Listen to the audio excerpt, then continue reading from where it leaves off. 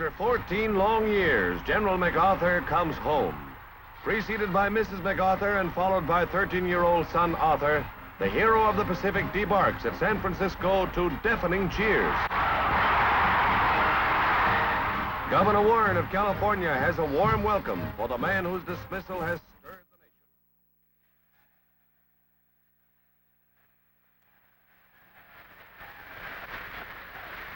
An old soldier delivers his touching valedictory.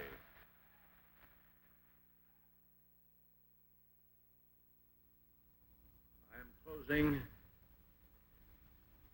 my 52 years of military service.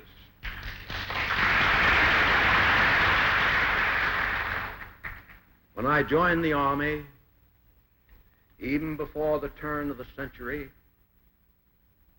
it was the fulfillment of all my boyish hopes and dreams.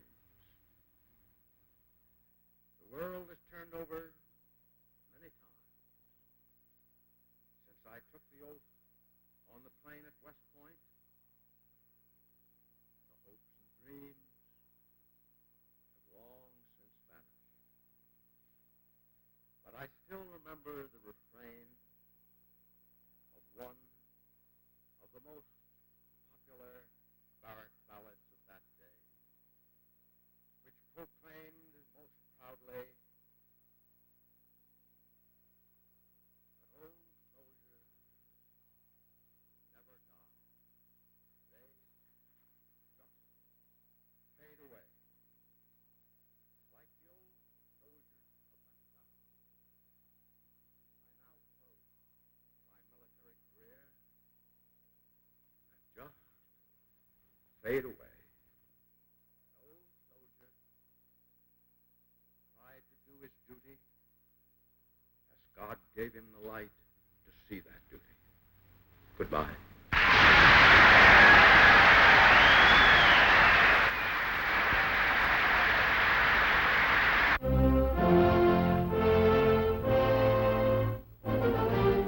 Princess Elizabeth, in her uniform of Colonel-in-Chief, reviews her own regiment, the Grenadier Guards.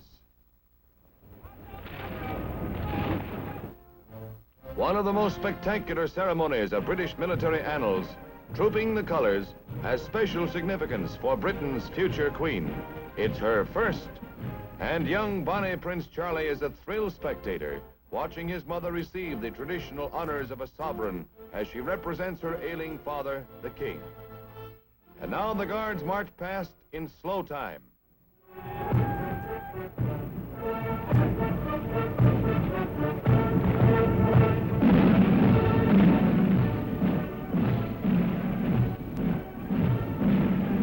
Sitting side saddle with soldierly erectness, Princess Elizabeth salutes her regiment, and the march past in quick time begins.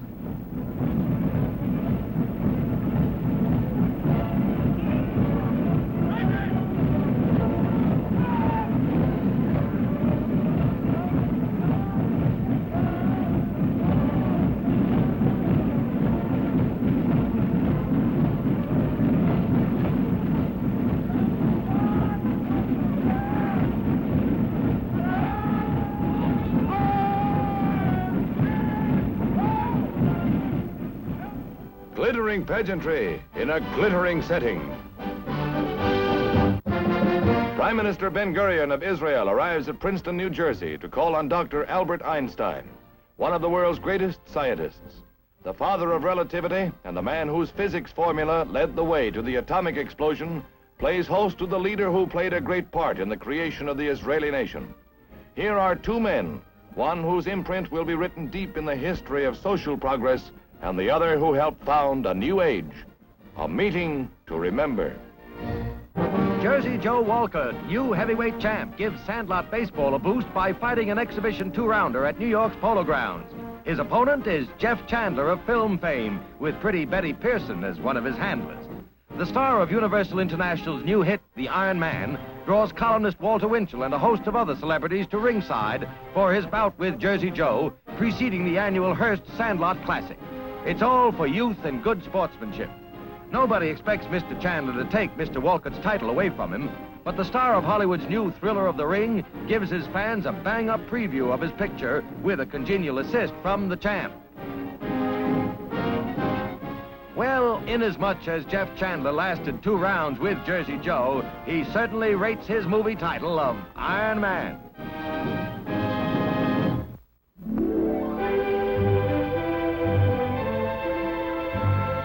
The Senatorial Crime Investigation Committee shifts to New York, and Frank Costello, alleged overlord of gambling, arrives at the big town's federal building on Foley Square.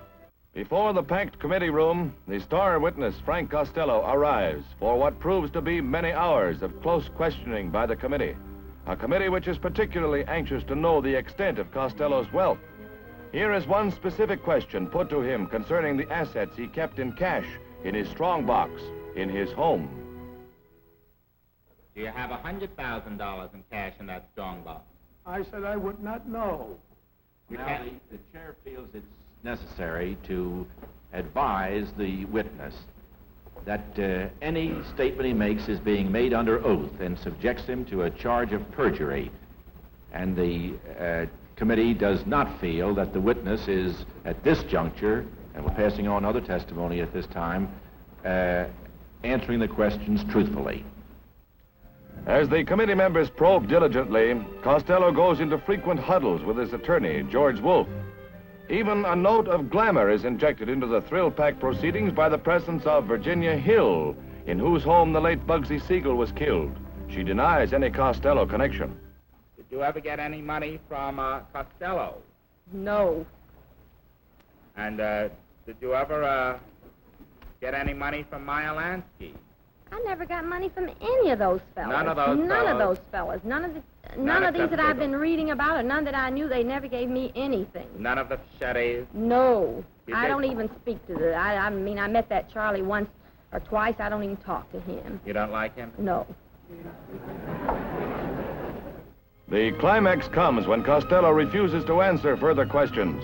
Mr. Halley, all due respect to the Senate, which I have an awful lot of respect for, I'm not going to answer another question. You just says I'm not under arrest and I'm going to walk out. Now, I should explain to you exactly what the legal situation is. You are under subpoena, and if, as I assume, the chairman instructs you to remain and answer questions, you will thereby become guilty of contempt of this Senate committee. He threatens a permanent walkout on the committee and actually leaves the room. Upon being advised of the possibility of arrest, he returned later, but faces the probability of citation for contempt of the Senate.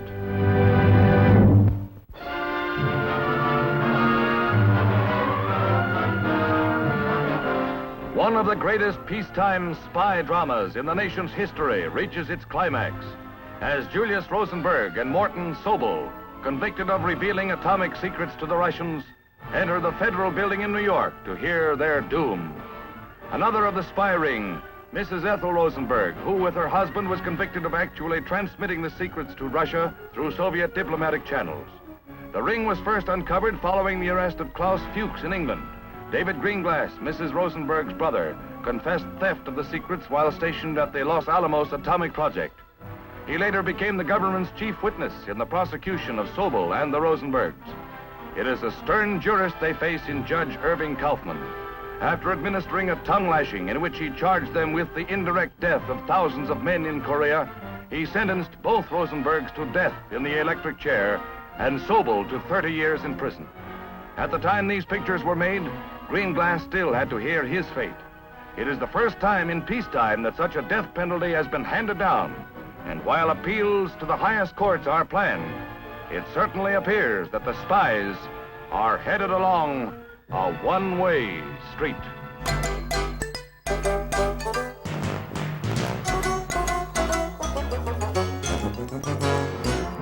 The Academy of Motion Picture Arts and Sciences presents its annual awards for film merit. Jimmy Stewart of Harvey fame, Jane Wyman and Greg Balzer are on hand, with Dr. Bunch of the United Nations, and Universal International's Marta Torin and Bill Thomas. Also present are Jeff Chandler and his missus. It's a yearly celebration for Hollywood. The yearly presentation of the coveted Oscars gets underway with some stars unable to be present. Ethel Barrymore receives Best Actress trophy from Broad Crawford for Judy Holliday, busy with stage performances in New York. Another absentee is Jose Ferrer. Helen Hayes stands in to accept the Oscar for his sterling performance as Best Film Actor of the past season. Honors for Best Supporting Actress are announced. The winner is Josephine Hall. Miss Hull receives her Oscar for her heartwarming performance in Universal International's film production of Harvey. I've heard of these wonderful occasions for years, and this is the first time I've been here. I must thank that 6'4.5"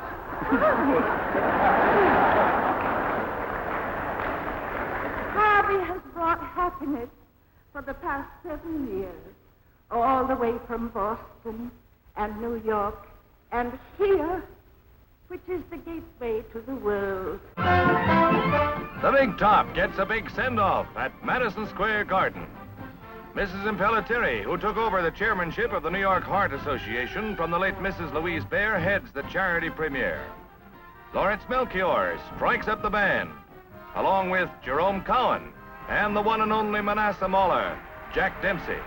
The benefit performance of the Ringling Brothers and Barnum and Bailey Circus brings out Emmett Kelly, the famous Joey who delights the hearts of all. And here come the elephants, schnozolas in the air. Ask Jimmy, he knows. You can win with Win, who leads the barbershop quartet. And this brings out the gypsy in me. Celeste Holm lends her talents to the Broadway Hollywood galaxy with Dorothy Kilgallen. The receipts for the Bear Memorial Heart Fund total $190,000. Lily Pons is the Cats.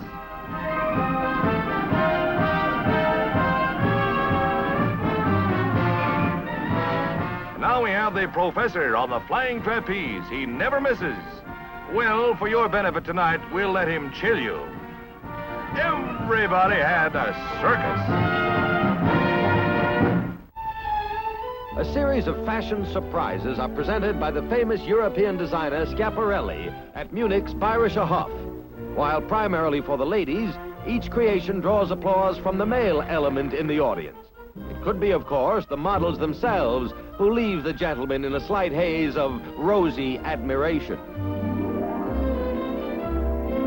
An evening gown with a startling braided pigtail effect is one of the highlights.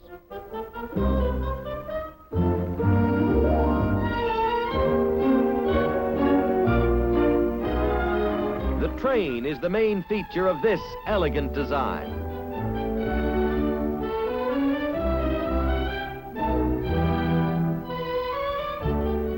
Here is something for the ladies, something every lady yearns for.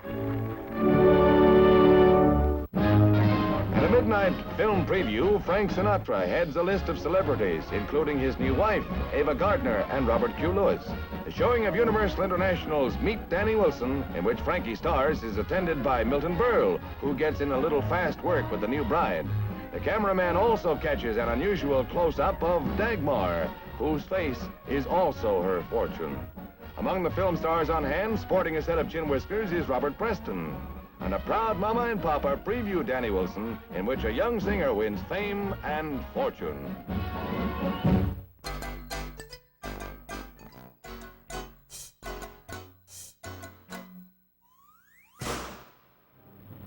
Guns on the Korean front sound the keynote and echo the stalemate around the world in 1951.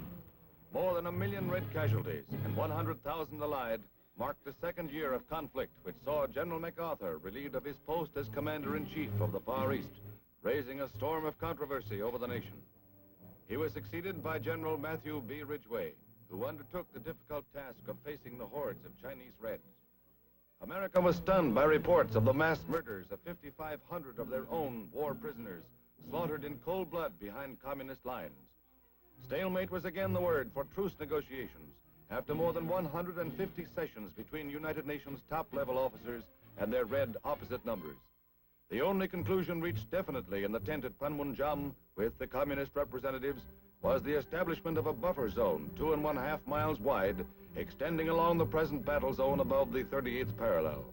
It was the entering wedge in the deadlock which has marked the Korean struggle since the United Nations undertook its police action in the Far East.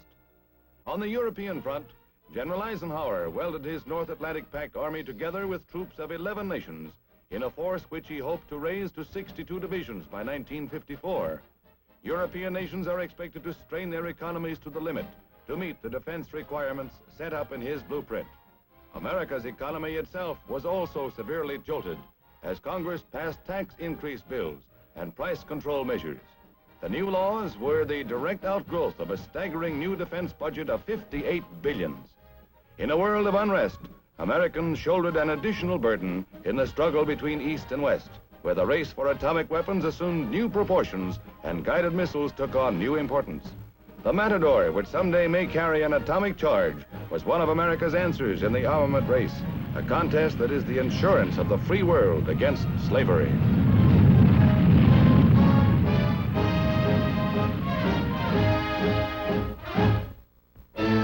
The Near East became another world trouble spot with the nationalization and seizure of the world's largest oil refinery in Abadan in Iran.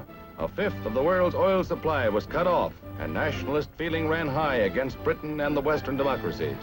Attempts to arbitrate the differences made by America's Averell Harriman failed to solve the Anglo-Iranian dispute. Egypt also was caught up in the conflict with a demand of Britain's ouster from the Suez and Sudan. Premier Mossadegh, spearhead of the oil nationalization program, took his case to the United Nations, where he remained adamant in his stand and raised the specter of possible Russian intervention and acquisition of the huge oil reserves. It was but one of the difficult questions that faced the United Nations in a year of stalemate between the free nations and those of the Iron Curtain. Britain went to the polls after a turbulent 5 years of Labour government rule.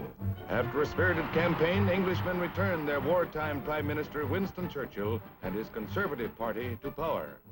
With a margin of 20 seats in Commons, he again took up the reins of a government beset with economic and international problems. On the domestic political scene, Senator Taft of Ohio was the first Republican aspirant to toss his hat in the ring and fire the opening gun of the campaign. He was followed shortly by Governor Warren of California, former vice presidential candidate, who announced himself for the top spot. But the great enigma of the political year remained General Eisenhower, who stayed silent on his intentions in the forthcoming elections. Equally cryptic was President Truman as he addressed the Women's National Democratic Committee.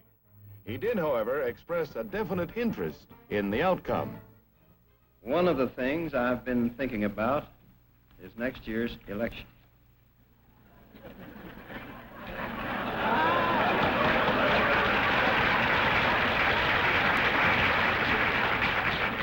I'm not going to make any announcement about who the candidate will be.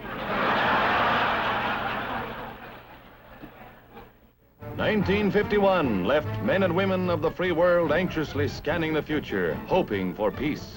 Will 1952 solve the stalemate? The answer lies with freedom-loving men and women everywhere.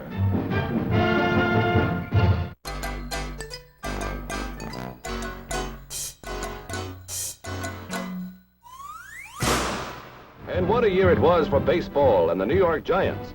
Leo DeRocha's miracle team spotted the Dodgers a 13-game lead in mid-August, then overtook them, forcing a 3-game playoff. Remember Branca's fatal pitch and Bobby Thompson's storybook home run in the 9th inning of the 3rd game that gave the Giants the pennant? The Polo Grounds burst its seams that afternoon when Thompson's blast exploded the Dodgers into oblivion and gave the Giants their first pennant in many a long year. With all due respect to the Yankees, the World Series was an anticlimax after this dramatic windup of the National League race. America loves baseball and it loves miracles. It got both in 1951. The basketball scene was dominated by titans of the court like Brigham Young and Kentucky, winner of the National Collegiates. But bigger than basketball itself were the scandals that came to light. The bribes by the fixers and the games dumped that brought dishonor and jail sentences to young athletes. Biggest number on the grid scene was 42, Princeton's dashing Dick Kazmaier, the triple threat tailback from Maumee, Ohio. Top man in almost every football poll in the country, Kaz ran and passed and booted his way into football's Hall of Fame. Tennessee was rated the top team of the land, but Kazmaier ran away with the individual honors. The daring do of Touchdown Dick in '51 will long be remembered by football fans. Churchill Downs in the Kentucky Derby, richest in history, and a slow-motion record of a stunning upset by a hitherto unknown 15-to-1 shot. Count Turf, son and grandson of Derby winners, hitting the biggest jackpot in the history of America's great turf classic. His owner once sold peanuts at the ballpark, but he rode the gravy train at Churchill Downs. Count Turf making Derby Day 1951 unforgettable. The big story in golf was the little man who came back. Texas Ben Hogan, once so badly injured in an auto accident, nobody thought he'd ever play again. But he did, and at Birmingham he holed out with a 3 under par to win the Open, his 3rd U.S. Open title. The biggest little guy in golf. Boxing had its two-fisted impact on the sporting scene. And out of the slam bang came the defeat of Ezzard Charles at Pittsburgh by the veteran Jersey Joe Walcott. Prayer and stubborn determination brought a new world's heavyweight champ.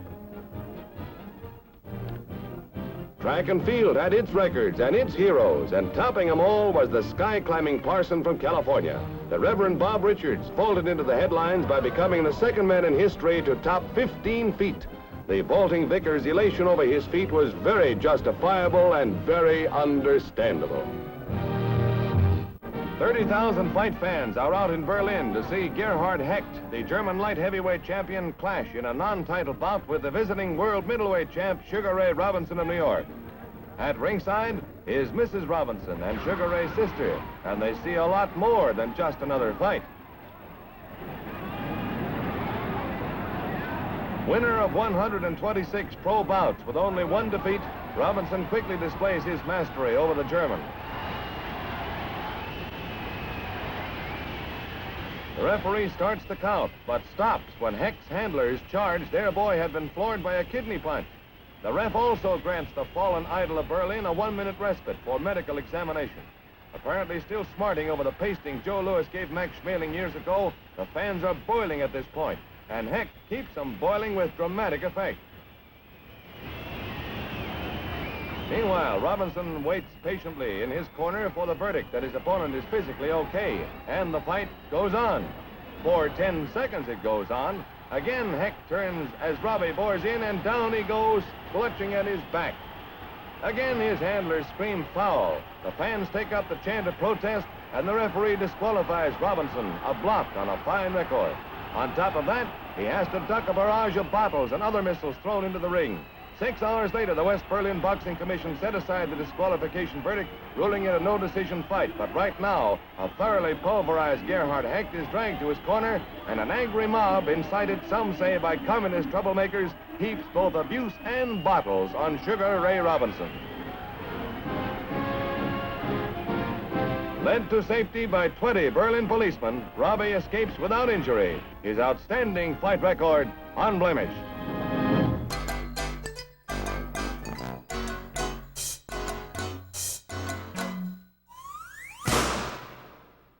Another battle for Korea is in the making. Awaiting the onslaught, GIs relax behind the lines. In a quiet area, the grim struggle is forgotten. This Apache dance with all the up-front trimmings lets a war-weary guy forget the mud, the blood, and the general hell for the moment.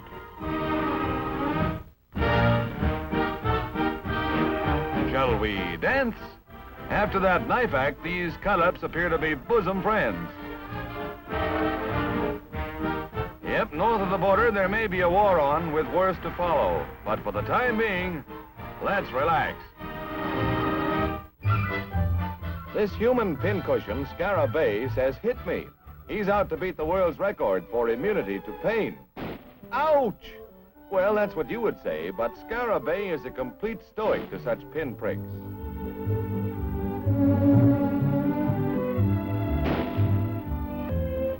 This modern faker claims he was inspired by St. Sebastian, and also claims that planks full of nails are mere playthings, not worth his consideration. Scarra thinks he could fight it out with a sewing machine. but figures the only thing that could beat him would be a wound to his pride. That would really get under his skin. The boys at Lackland Air Force Base do a double take when Private Richard Mackey drops into the supply depot to be outfitted and keeps on dropping. 20 years old, 4'7", Richard tips the scales at a neat 107. Time was when he weighed only 87 and the Air Force said no. So Richard went home, went on a diet of bananas and cream, then armed with a presidential letter, he got in the service. You can't keep a good little man down. Well, let's try the smallest overcoat. It's a swell fit. But where's Richard?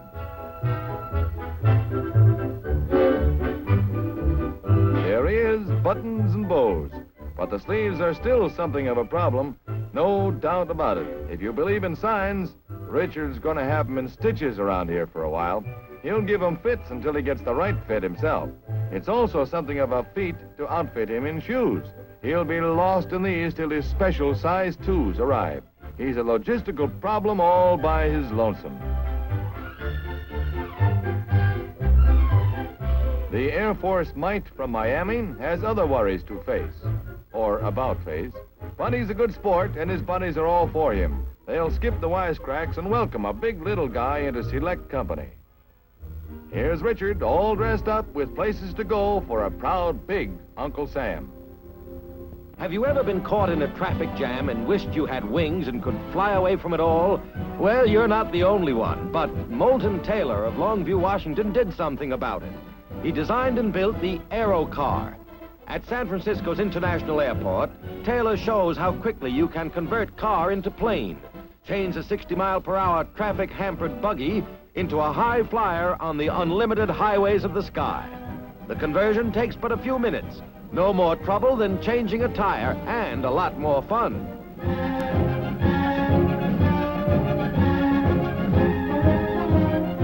Wings assembled, the pusher prop in the tail raring to go, likewise the pilot at the controls. So let's put traffic woes behind us and try that wild blue yonder. The Aero Car is at home on highways or skyways. Goodwill is an international language the free world over. And in Washington, children of embassy officials dress up in their native finery and join forces in extending their season's greetings to the children of the United States. Feliz Año Nuevo de los Niños de México. Happy New Year from the children of Mexico. Happy New Year to all the children from Cuba. Buon anno a tutti I bambini italiani. Happy New Year from all the children of Italy. Feliz Año Nuevo de los Niños de Guatemala.